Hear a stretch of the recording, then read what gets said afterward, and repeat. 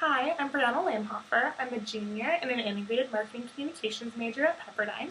And I chose to interview Dr. Murray because I actually just went abroad with him last year in Switzerland. He was our visiting faculty there in Lausanne. And so I kind of wanted to just see what he's up to now that he's back in Malibu, what kind of work he's doing in the comm division, and to just get some greater insights from him. Because I do know him on a personal level, but I wanted to kind of get to know his work a little bit better. So I hope you enjoy your interview. Thank you. Okay, my name is Michael Murray. I am a professor in the communication division, mostly in journalism, and this is about my 16th year, I think. 17th, I've lost track. I'm getting very old. Go ask your questions. Okay, so what are some information about the courses you have taught and you currently teach, and any research you've conducted over the time you've been here at Pepperdine? Okay.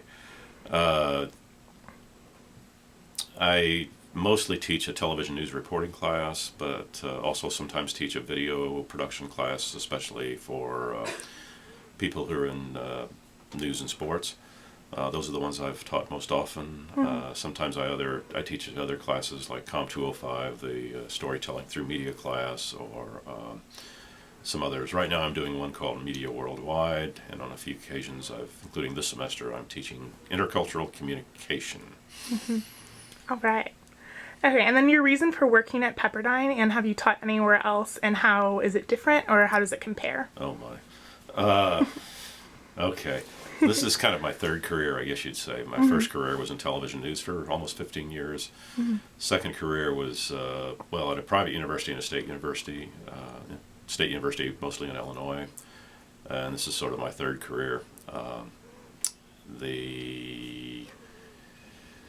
It's much different here in the sense that the political temperature is lower, people are more respectful, students are more respectful of each other especially, but also of faculty. But they're also probably, I'd say, more demanding than at the state university. Okay. And then your reason for working at Pepperdine Reason specifically? For working. I really like the way Pepperdine as an institution kind of walks a little bit more difficult road of trying to be excellent in quality, but also be excellent in faith, and that's a pretty rare to find that. Definitely. All right, and what is typically your favorite class to teach, and why? I actually like the TV reporting class a lot, and I also like the video production class.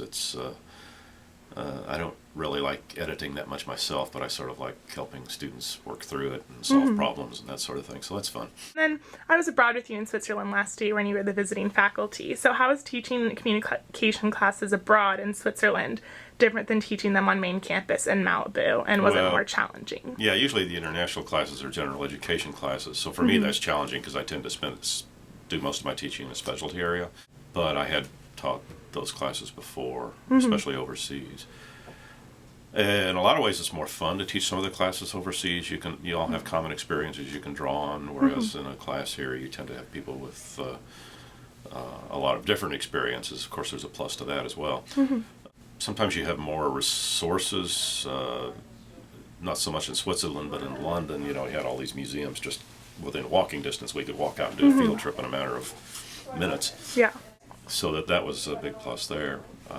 You can take some of the tour, planned events like field trips and so forth and incorporate them into the course, so that's nice. But the only thing difficult about it is sometimes you get a list of classes to teach that are not your normal classes. Yeah. So what got you interested in media and the television and film production side of communications? Not really in film production, so to speak. Okay.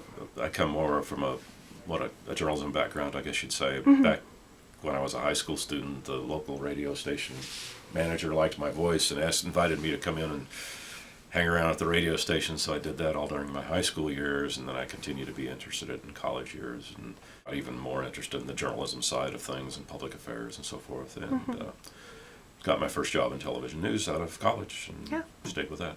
Do you have any other jobs in the comm division besides just teaching your normal courses? Theoretically, all professors do half of their work in teaching and maybe a quarter of their work in some sort of service and a quarter of their work in scholarship. My scholarship's a little strange. It's changed over the years.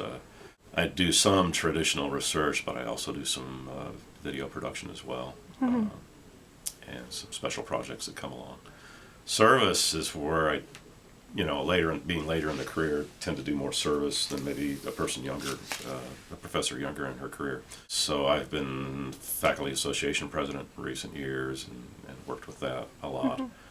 Been involved in some other initiatives like that, working with administration.